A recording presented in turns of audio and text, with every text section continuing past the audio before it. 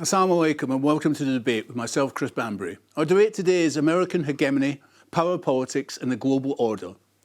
In the past few weeks, the world has watched the United States, under President Donald Trump, flexing its power in ways that many analysts say resemble a superpower determined not just to influence the global order, but to rewrite it wholesale. From South America to the Arctic, from the Middle East to the streets of Minneapolis, critics argue that Washington is acting like a nation convinced the world is its chessboard and every piece must move at its command.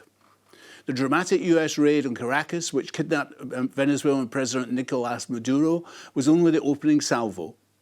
Now Colombia is preparing for a refugee crisis, Cuba has lost dozens of personnel, Russia and China are condemning Washington's actions, and Iran, already battling nationwide protests, now fears it may be next after Trump issued blunt threats. Observers say this is not diplomacy, it's a global pressure cooker. And the reach doesn't stop there. Trump's renewed interest in Greenland for missile defence, Arctic trade routes and vast mineral wealth has raised alarms across Europe. Analysts warn that any attempt to secure the island by force would mean attacking a NATO ally and blowing the alliance apart. Yet the fact that such scenarios are even being discussed shows how dramatically the geopolitical temperature has risen under Trump's leadership. At home, the consequences are equally stark. A woman was shot dead by a federal immigration officer during sweeping ICE raids in Minneapolis. Raids ordered as part of Trump's nationwide crackdown on immigrants. Local leaders accuse the administration of terrorizing communities rather than protecting them. Today we ask, is Donald Trump's defending global stability or reshaping the world in America's image? Is this leadership of a new era of unchecked hegemony? Has the international rules-based order finished and might is right is the only game in town? Is this the Monroe Doctrine, an injection of Trumpism? To discuss this, we have with us today our very own Arfan Ali, the senior correspondent and analyst here at Islam Channel. Also joining us today is Dr. Tom Long. He is Professor of Politics and International Studies at the University of Warwick. And also joining us today is we have Seema Saida, and she's an author, activist, and also she works as an advocacy and communications director at JCWI UK. Welcome to you all. Tom, can I start with you? Normally when the Americans have carried out such military actions, they have a justification. It's a humanitarian intervention. Saddam Hussein was toppled because he had weapons of mass destruction, was threatening the world order. Here, Marco Rubio says it's oil. We went in for oil. It seems like this attack in Caracas and the kidnapping of Nicolás Maduro, a crime obviously under international law, it's sort of naked imperialism of the sort Britain indulged in the 19th century, nothing less. Well, certainly oil seems to be one of the motivating factors, but I think what's interesting here is that probably if the question were just about the oil, Nicolás Maduro had signaled that he was very willing to strike a deal with the Trump administration to keep himself in power, and to make a deal in which the United States or U.S. oil companies would have greater access to Venezuelan oil fields. So oil certainly is a part of it. But Venezuela, I think, sat at the convergence of a number of factors that are great preoccupations of the Trump administration. One is that this was an area of resource nationalism, and where those resources were increasingly largely being directed to China. And so this was a chance for the Trump administration to try to gain access to resources and exclude China at the same time. We also have a long-standing interest in Venezuelan regime change, effectively, which hasn't happened, actually. We've had the president removed, but much of the regime very much remains in place, from members of an influential Venezuelan and Cuban exile community in the United States, people who very much have Marco Rubio's ear. And so we have, I think, this kind of convergence of some pressure factors within U.S. politics, as well as these geopolitical factors related to oil, related to the role of China, related to the reconstitution of a very muscular and unilateral view of U.S. I wouldn't say hegemony, but much more just domination in the Western Hemisphere. There's a transactional view in which the United States, under the Trump administration, is looking to dominate through coercion, effectively. Arfan, it's quite interesting because they aren't pushing the question of regime change. And there was an interesting CIA report which Trump read before the attack on Caracas, which said, actually, we need to keep the Chavistas in power. The opposition aren't strong enough. If we were to install the opposition, the country is so polarised, goodness knows what's going to happen. And the new president, Delcy Rodriguez, appears to be someone who's willing to work with Trump. I mean, so they seem to be looking, the comparison I would make is with Syria. They seem to be looking at people from their former enemies who can at least control the situation now and act in conjunction with America. Well, look, on this issue, they've learned from the past. You saw the first Gulf War. You saw the second. You saw the invasion of Iraq. What happened there? You saw what happened in the consequences of wars. When you remove the whole apparatus, the military, the infrastructure, the administrators, the people that run the country, then you have there's a vacuum there, and you have imminent collapse.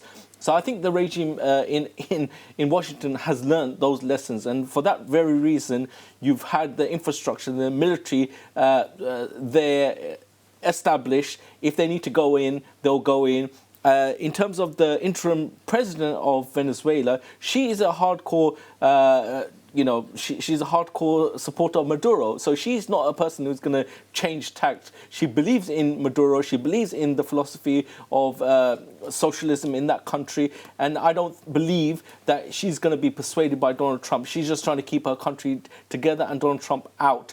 But this is naked imperialism. This is piracy. And quoting Ben Wallace, the former conservative defense minister of this country, saying this is thieving on a levels we've never seen in the international community. We've seen the stealing of oil, and Donald Trump's turning around and saying that, well, we're going to use some of it for the country, Venezuela, and the other part of it we're going to use for the American people. I'm saying, well, if you're helping to remove an old regime and bolster its infrastructure, allow those people who left the country because of Maduro, then you should apply all of that money to the country because it's in need. And in fact, what's led to Venezuelan people leaving the country is not just Maduro. The sanctions that have been put on Venezuela, the sanctions that have been put on Iran, Iraq in previous years, in Syria, these what leads to people leaving countries, not just the fact that the regime is terrorizing its own people. Seema, I mean, Arafat just mentioned sanctions. US sanctions remain. They're fairly draconian. They're insisting that America should have control of the oil. They're also insisting that if the oil revenue that Venezuela would get must be spent inside the United States, and that Venezuela must break its economic and political links with China, Russia, and Iran. Surely that means an end of Venezuela as a sovereign country, does it not? For sure. And actually, my view is that what we're seeing now isn't a huge departure from the geopolitical order that we've been living in for centuries, a colonial geopolitical order where global north countries, and specifically America and Europe to some extent, extract resources from other countries all around the world, developing countries, and use that to bolster their economies and to bolster the living standards of people living in those countries too. And this is always happening at the expense of countries like Venezuela, of the people in places like Iran, in Syria, in Iraq. And, look at the Iraq war, you look at the Afghanistan war, and liberal governments or more conservative governments in the past have been engaged in this kind of resource warfare and colonial warfare. And what Trump is really doing is lifting the mask off the liberal order, where governments would pretend that they cared about international law and human rights. All the while, there are global north companies going in and extracting resources. And it's the same thing that we're seeing in the Congo for cobalt mining. It's the same thing that happened in Iraq with Iraq's oil. And actually, we need a global movement of people now to stand up against rapacious companies, fossil fuel lobbies that are actually driving this kind of geopolitical militarist agenda. Tom, we mentioned hegemony, which is in the title of this debate. Those viewers won't understand it. My understanding of what hegemony means is not just acceptance, in this case of American rule, but of buying into and accepting the narratives of American rule, and, if you like, repeating them and accepting them. Surely that is not the case, not just in Latin America, But across swathes of the globe, in the wake of Gaza and America's support for Israel, there is a rejection of America, and internally as well, there are issues there as well. So is America a hegemon or not? Well, I think, the United States certainly established a lot of elements of hegemony after the Second World War, after the Cold War, end of the Cold War that expanded. I'm a professor of international relations, and I don't want to take you into too much of a deep dive into IR theory. But absolutely, normally when we think about hegemony, it has something to do about not necessarily full agreement, but a degree of acquiescence or consent to the prevailing order.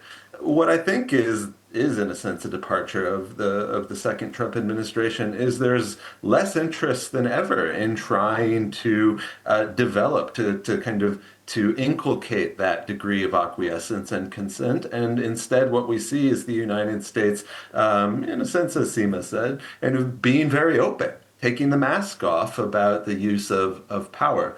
But I think that that's not just a question of of a lack of rhetoric, because that degree of acquiescence was really important.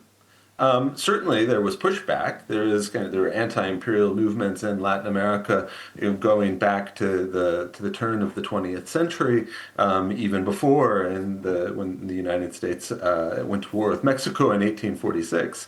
You have this pushback against the expansion of U.S. power, but oftentimes there was a cooperative face. There were at least a second side to that coin.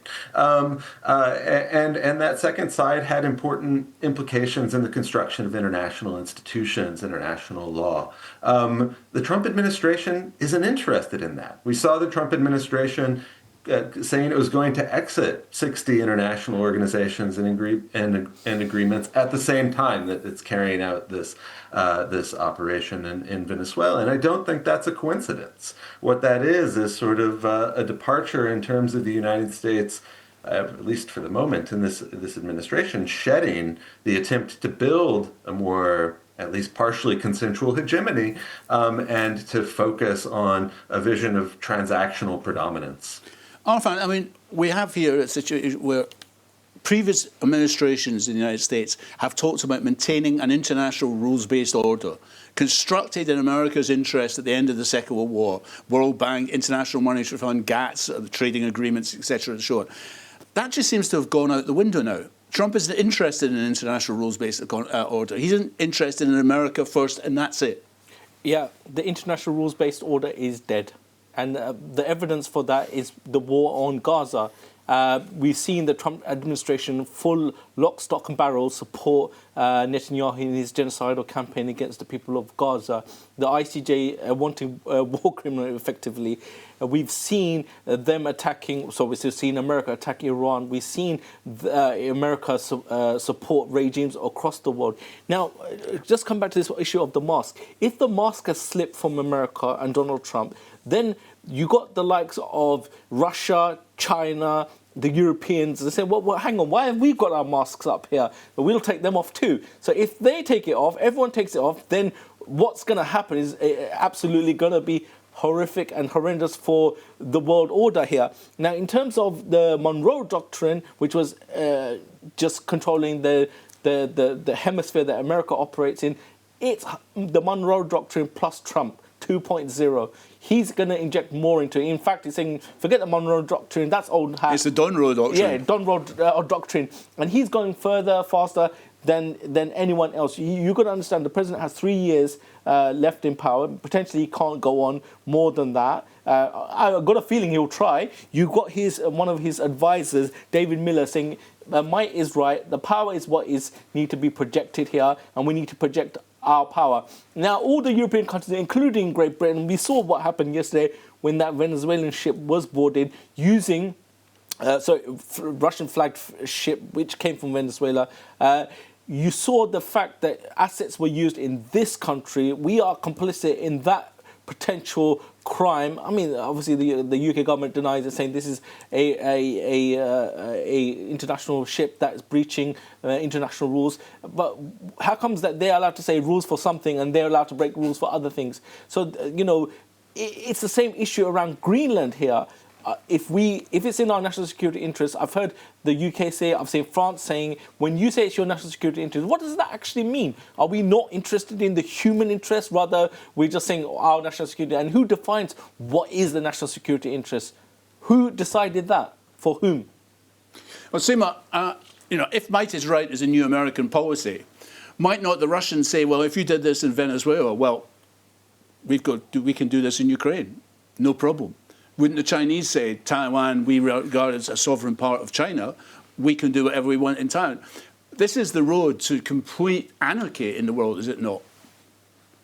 The Russians are already doing what they want in Ukraine. And when Donald Trump came to power, he essentially seems to, behind the scenes at least, be supportive of Putin and what he's doing, and even publicly has been attacking Zelensky, who, of course, is, again, not necessarily a friend of the Ukrainian working class, but is representing some kind of resistance to the Russian invasion.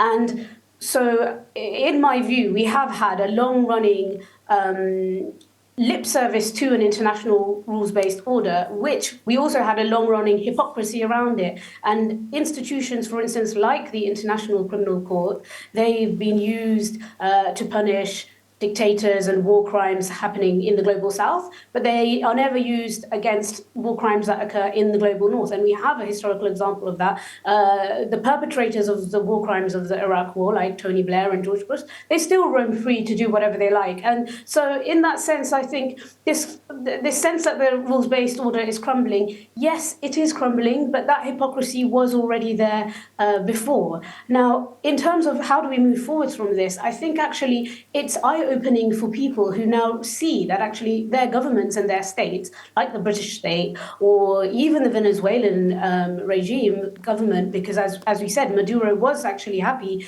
to do a deal and give oil to US oil companies. They're not there to protect people in the end, because ultimately corporations can and will force and pressure national sovereign governments to bend to their will. And people have to develop base power at a grassroots level and transnationally to be able to resist the corporations and the economic system that is pushing this kind of geopolitical warfare. I mean, this reminds me, sorry to interrupt, it reminds me of Dick Cheney and Halliburton in the early 2000s. Yeah. Tom, come back to you. I mean, some people are saying that this is a retreat by the US into just simply securing its control of the Western Hemisphere. I'm sceptical about that, and I don't know, I'd like your opinion on this. I mean, the US is still committed to supporting Netanyahu in the various wars which are taking place there. Netanyahu was in Florida encouraging and trying to pull Trump back on for a fresh attack on Iran. But above all, in China, there's no sign of the Americans retreating from that big military build-up in the South China Sea and around Taiwan, where clearly the Americans and allies are toe-to-toe with China. Is it retreating from its global hegemony, or is this just another episode of this? I don't think the United States, the Trump administration in particular, sees itself as kind of giving up its influence in the rest of the world just because it's doubling down in the Western Hemisphere. If you look back at the U.S. rise to becoming a superpower historically, its idea was basically that its regional power base, its position within the Western Hemisphere, and its relative isolation from Europe and from Asia through the Atlantic and the Pacific, that is what allowed it to project power into other regions of the world at its discretion. It's when it has solidified its position within Latin America, ensured that it faces no threats, that's when it is most comfortable in sort of projecting power, dealing with other powers as it wishes on its terms. I think in a sense what we're seeing from the Trump administration is a kind of a revival of that late 19th century, early 20th century vision of how the United States should engage with the world. That is an incredibly strong position in the Western Hemisphere, particularly around the Caribbean, Central America, the north of South America, and in which it will intervene at will. And from there, the sort of dealing with other regions of the world as it sees fit. So I don't think this means it's sort of giving Russia, giving China carte blanche to do within their own spheres of influence what it feels it can do within its own. It feels that it can have its own sphere of influence and project into other areas of the world as well. Arfan, when NATO was founded, one of the British involved in the creation of NATO said its purpose was to keep Russia out of Europe, to keep Germany down, and to keep America in Europe. Since the Second World War, Europe has relied on the United States for that security overall cover. Trump seems to have just given up on NATO now, has he not? Well, he's come out and said that I'm going to continue to support NATO, even though he said that NATO won't come to the aid of America. I recently heard on Radio 4 the Supreme Allied Commander, the former Allied Commander, saying that Europe needs to get its game together. It needs to get together and really counter the American narrative, because America looks like it's out of NATO. You've got two NATO allies saying to one another, you've got America saying to Denmark, we want Greenland. This is our national security interest. Please sell it to us. If you don't sell it to us, then we still have the military options. That's not how friends talk to each other. That's not how allies talk to each other. And then you've got the whole issue of Canada. We need Canada. So what's next? Who's next? This is where I have the issue. Now, Europe realizes this. And, you've seen the ramping up of spending on defense. Sir Keir Starmer said we will be probably at war in 3 years' time. We have to build up our spending. You've got Germany now spending the biggest amount in the European Union on defense. So this, for me, signals that we're going to war at some point. Seema, this is a world which is increasingly unstable. I mentioned Iran. I mean, Trump has made threats against Iran. We're seeing protests in Iran, which must encourage the Americans. Benjamin Netanyahu clearly went to Florida to talk to Trump, clearly wanted Trump to come in on a fresh attack on Iran. Do you think this is a likelihood? We've seen that Israel is hungry for war with Iran. It's hungry to pull America into war with Iran. And we also have seen that Iran does have some geopolitical cards to play in the sense of controlling that Strait of Hormuz, that key strait by which oil is transported to countries around the world. And if Iran shuts that strait, then that just brings much of the world economy to a standstill, because so much of the economy is still dependent on oil as a key source of energy.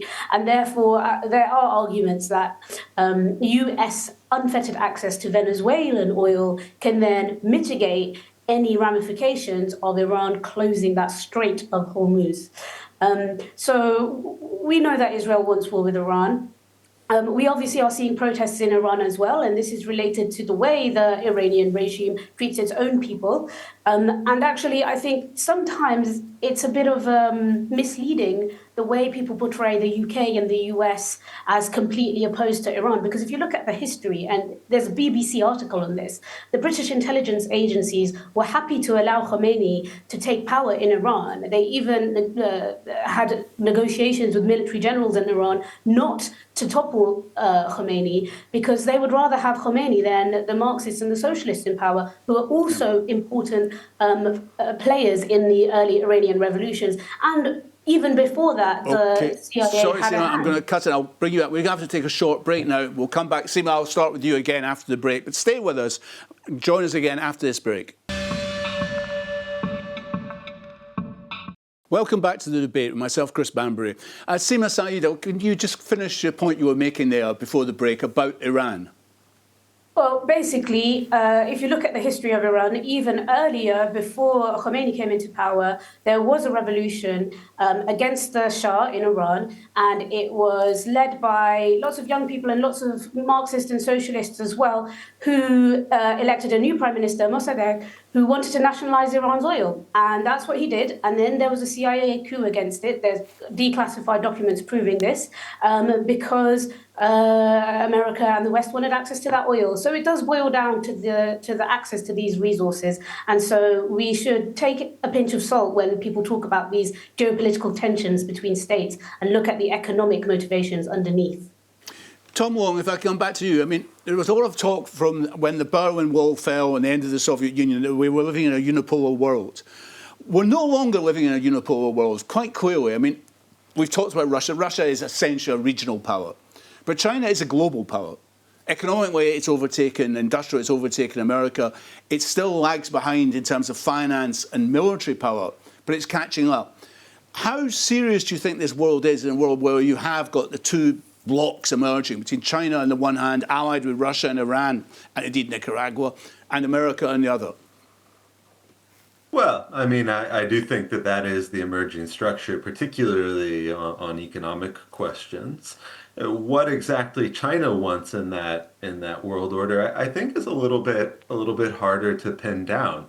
The United States, it's I think easier to look at it and sort of see what exactly it's trying to get. The Trump administration is being really quite open about that in many cases. With China, though, the question is this a different type of power than the United States? And I think in some respects it is. On the other hand, it still is clearly very interested in access to resources, going about that in a somewhat different way, a little bit less contentious way. But China, of course, is a rising power, and so has a rather different position. Is kind of entering countries without a lot of the same historical baggage that the United States or European countries have. The question then is, how are the United States and China going to get along? And while China certainly is an economically global power in kind of a more strategic and military sense, it still is, for the most part, operating much more as a regional power. And I think that it is trying to establish its own sphere of influence, in a sense, in the region, which means limiting U.S. access to areas in which the United States had become very comfortable in having an extreme degree of access, economic, political, diplomatic, military, the full range. Arfan, if Trump pushes on this agenda of essentially excluding China from Latin America, as clearly as after, this is going to be a moment of truth for the BRICS countries. Brazil, Russia, India, China, and Saudi Arabia. Brazil is a key member of the BRICS. It's very closely tied these days to China economically and in other ways as well. How do you expect this to play out for the BRICS? Well, look, that's why BRICS was created. They wanted an alternative to the alliances that were there before. In regards to China, the oil, what was happening with the oil, we have to understand that this was feeding into Iran, it's feeding into Russia. It was potentially even going to be used in China itself. So you see America cutting off arteries of supply to China itself. Now, it's trying to create its philosophy, and its philosophy is not interventionist. I mean, like you see Xi Jinping, he's not going out to say, look, I want war here. They're more like, well, we don't want to disrupt the international order right now. They will make muted threats here and there, but absolutely they haven't followed through on any of that. Donald Trump has come in and said that China is where we need to focus on. It's not Ukraine. That's why he wants the situation in Ukraine to be finished, so we can focus on China itself, because it sees China as the threat. If I can interject, I mean, China is very clear that Taiwan is part of China, and it has gone just almost weeks ago, just went through a major military exercise there, major military, essentially blocking Taiwan off, surrounding it. I mean, is quite aggressive. Yeah, absolutely. And this is going to be the kind of test here. Would China make a move on Taiwan? It's one of those kind of, they're going to hedge their bets. But you have to understand, Donald Trump, he likes strong men. He likes strong men. He likes the fact that China will stand its ground. And then I don't think that if China was to make a move on Taiwan, I do not think that America will come in and say, well, you can't do that.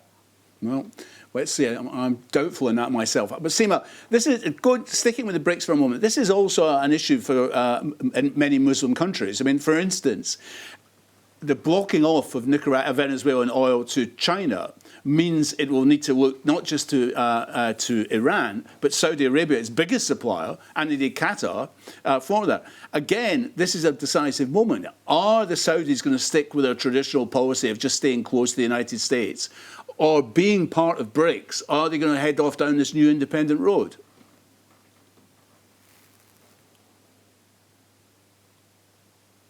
Sorry, it's difficult to say, but essentially Saudi Arabia is very, very closely linked with the United States and dependent on the United States to actually control its own population, because you'll see Saudi Arabia has also got relatively friendly relations with Israel and was about to normalize relations with Israel as well, and its people are just completely against that, and that's why the monarchy wants access to the fighter jets and defense infrastructure of the American state, that the American state can provide, so that it can continue repressing its own people and also continue repressing any external challenges to the Saudi monarchy's rule. And so I'm not optimistic that the Saudis are going to try and pick a side between the two regional and hegemonic powers. I think they'll probably continue trying to play what's best for keeping themselves in power. Tom, can I just ask you, looking inside the United States, Trump was elected on a promise to end the forever wars. He was extremely critical of Biden and the predecessors over Iraq and all the litany of wars I could continue. And that was a popular issue with his MAGA base. There is now some discontent. You can see it with right-wing commentators like Tucker Carlson, some discontent that he's continuing these forever wars. And he seems to be putting this agenda before the domestic agenda of rebuilding American industry as he promised. And into this mix, we've had the success of Zuma Mendel winning the electoral race in New York and Seattle as well. What's changing inside? Is there issues there for Trump in the MAGA base in particular, but also in wider American society? Yeah, I think there is a real risk within at least part of that base. I think Trump is trying to do a couple of things at the same time as it relates to the base. On the one hand, he's trying to depict this as not a forever war, that this is a return to the United States basically running countries as protectorates instead of engaging in deep state building of the sort that the United States attempted to pull off in Iraq and Afghanistan, and in which the United States relearned the lesson of how incredibly difficult and costly that is for itself as well as for the people of those countries. So he's trying to differentiate this project. I'm skeptical that actually he can achieve a lot of his sort of stated aims just by maintaining gunboats off the coast of Venezuela. The Venezuelan leaders, whether it's Delcy Rodriguez or someone else, are going to have their own domestic politics, their own domestic interests that are going to pull them in different directions if they want to survive.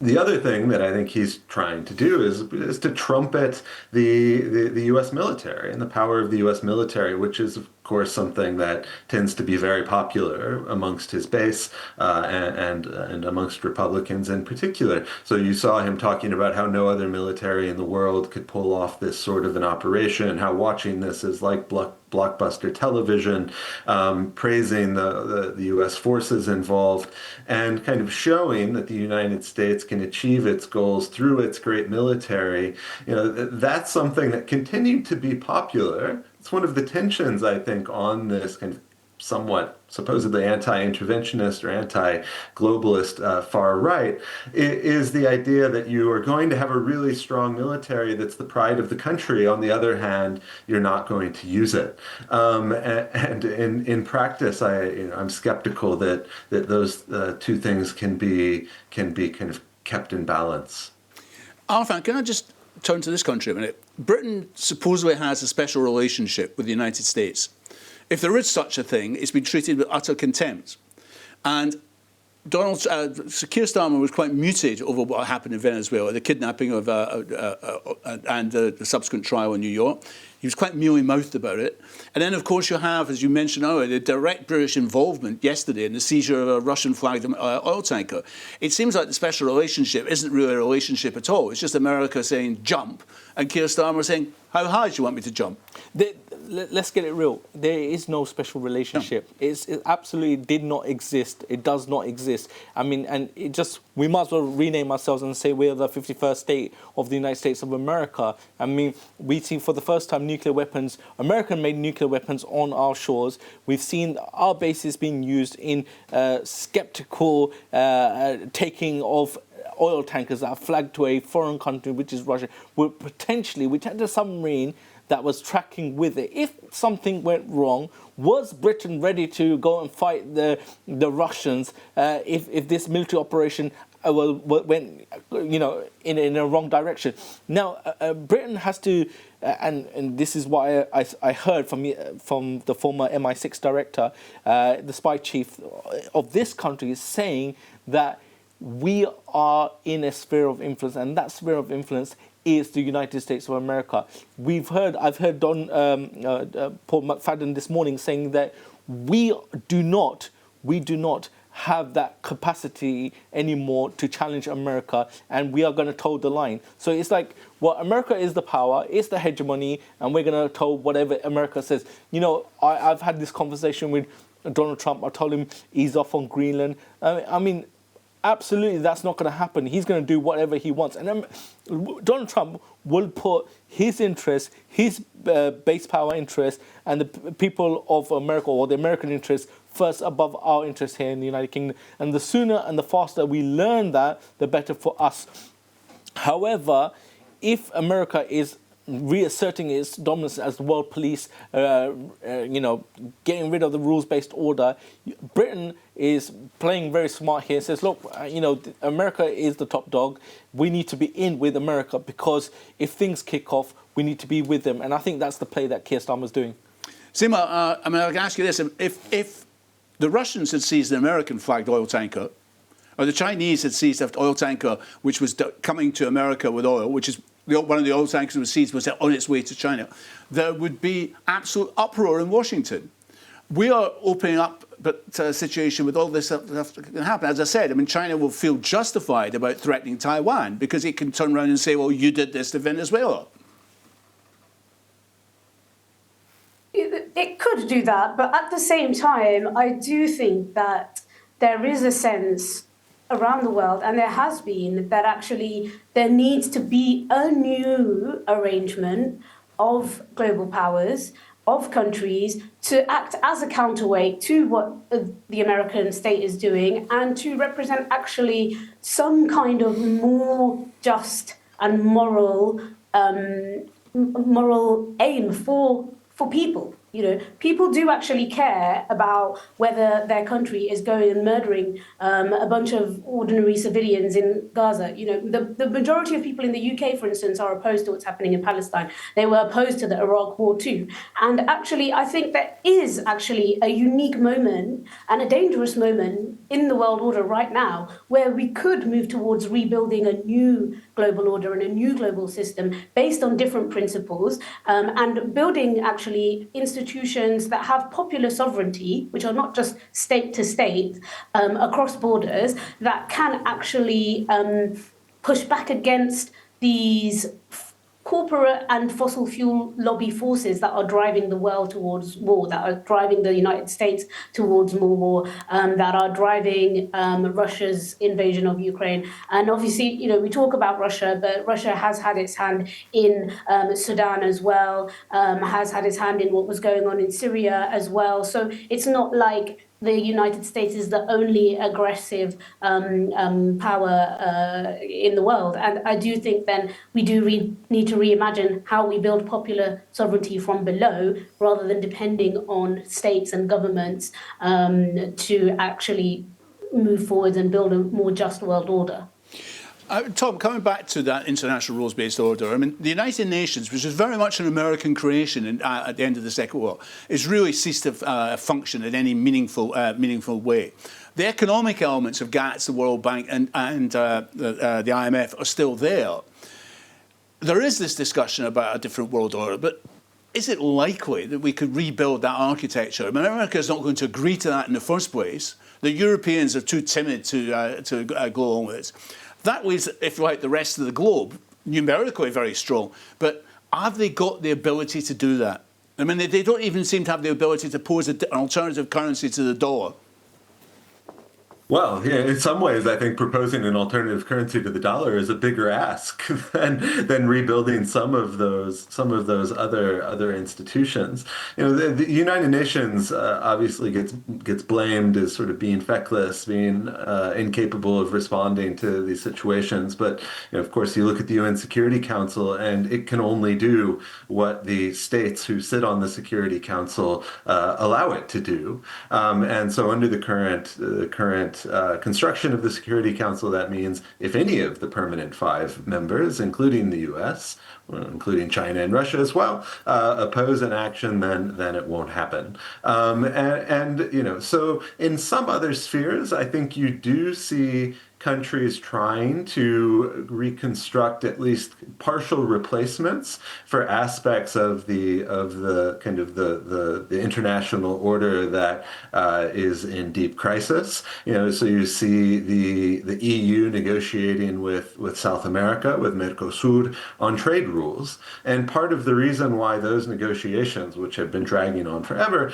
have regained such prominence is precisely because the World Trade Organization is no longer functioning as it should. Particularly, its sort of dispute settlement mechanisms have been blocked from functioning as they were intended to do. So you do see some partial replacements in some spheres, and I think we're likely to see more of that, rather than a wholesale replacement of the international order that existed. Which, of course, you know, I mean, that talking about a liberal international order, a rules-based international order. That's not a thing that you can kind of look out and find in the world. It's a shorthand that refers to all different institutions, laws, practices. And so when you look at some elements of that, they are being kind of reconstituted in different ways. Some of them haven't collapsed to nearly the degree that others have. So I think there's actually a somewhat more nuanced picture in terms of how countries are relating to one another on different issues and kind of in different geographies and different configurations. Arfan, watching Trump, it reminds me, if you know your history, of what Britain did in the 19th century.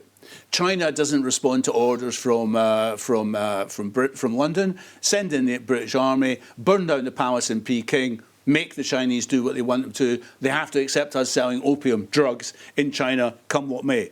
It's naked imperialism, isn't it? Just like Britain was in the mid-19th century, what Trump is doing. I mean, Greenland, if we can't buy it, as you said, we're going to take it. Yeah, absolutely. And that's the new world order. It's naked imperialism. And you have to understand that Donald Trump, he's the deal maker, he's transactional, he doesn't look at the long-term effects of this, and really he's just looking into to boost the wealth of the United States of America, come may, what may. On the point of the Europeans as well, I mean, he's interested in destroying the Europeans as well. He sees that as a trading bloc. Our biggest trading partner is the European bloc. So he sees that militarily, this could be a future threat in come what may in the future. So as he would treat the Chinese, the Russians, I feel that he would treat the Europeans absolutely the same because, again, well, we want more, we need more. And for him to say, well, you have to understand as well that 90% of the cobalt, the rare earth minerals that Donald Trump so eagerly craves, China has a monopoly on this. Now, they found some more of this in Greenland, and plus there's a strategic route where China can go from Russia, put its missiles and attack America. So he's saying, because of our security, national security interests, we need this land, regardless of thing. I believe that they will appease Donald Trump and give over Greenland to Donald Trump, and if not, Donald Trump will come in and take it militarily, and then that's it. NATO's over. I'd say, I mean, just looking at the Trump administration as well, you've got Marco Rubio, the Secretary of State, a Cuban-American, parents were coming from Cuba, desperate to see Cuba overthrown. He must be egging Trump on now to push on and get rid of the regime in Cuba. You've got Pete Hegseth, the Secretary of State for Defence, who calls himself now the Secretary of State for War. That's you saw him when statements he made in Venezuela, introducing himself as the Secretary of State for War. You had Tulsi Gabbard, who's head of national intelligence, who said Venezuela is not supplying drugs to the United States. Those drugs come from Mexico, Colombia, and Ecuador, not from Venezuela. She was slapped down. Hegseth and Rubio are basically yes boys to Trump. This isn't an administration in the way we've seen previously in the United States, is it? Again, in the sense that they're dropping all masks and pretenses of adhering to an international law or order, no, it's not. And of course, I do think you're right in the sense that the belligerence and hunger for war and that open for war is an escalation of what we've seen before. Although we have to remember that what we've seen before, even Biden had his role to play in the genocide in Gaza too. So this is an escalation, this is an acceleration of American imperialism and American aggression. And I think what is driving it is the economic problems faced by the world today, in the sense that corporations, profit-seeking corporations, they're getting less and less profits. They have to extract more to make more money. They need more access to resources to make more money. And they're exploiting people on the ground. So the ordinary people in America are suffering. And it's interesting because on the one hand, Trump is waging war and he's increasing fascism and his ICE agents are killing people. But on the other hand, he's also blocking real estate companies from buying houses for families, because he says, oh, people should deserve to have homes. So he's doing populist things. He's trying to get popular support amongst his base in the United States and keep the population on board by buying them off with things like housing, so that the corporations can benefit from the warmongering that he then wants to inflict on the globe to extract resources. Well, Tom, leaving aside the fact the United States corporations are coining in at the moment as a result of Trump's tax breaks elsewhere, there is actually a degree, and I want to ask you this, a degree of a break in American foreign policy, which we've discussed. I mean, it doesn't even try to pose this as a humanitarian intervention or anything like this. It is that naked view.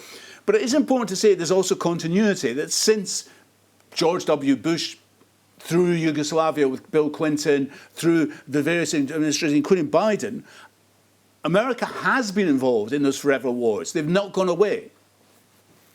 Yeah, and I think there is one other justification that the administration has put forward that for the Venezuela operation that is worth talking about, because it also has some really serious implications, and that's that this was a law enforcement operation, right? That was one of the immediate justifications given for abducting Maduro and taking him to jail in Brooklyn, is that this was an enforcement of the law. But of what law? You know, clearly this is an enforcement of United States law. Yeah. And if you look at the seizures of oil tankers as well, those are oil tankers that are under sanction in U.S. law. And so an aspect of this is the extraterritorial application of United States law. And the U.S. has also done that for a long time. It's used sanction policy, and particularly the role of the dollar, to apply its sanctions globally, well beyond U.S. borders. But now it is doing that with military means, right? That was also basically the justification for the attacks on boats off the shore of in the Caribbean and in the Pacific coast off Latin America, was that this was an enforcement of United States law.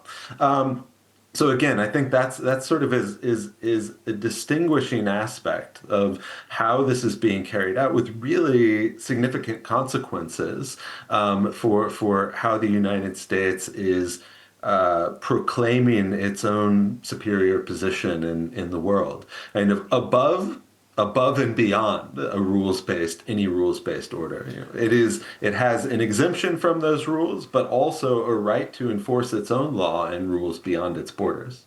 Okay. I think, unfortunately, we're going to have to leave it there. Can I thank you, Professor Tom Long, Arfan Ali and Seema Said for joining us in this edition of The Debate. Can I thank you for watching? And I hope you'll join us again next week. From myself, Chris Banbury, good evening.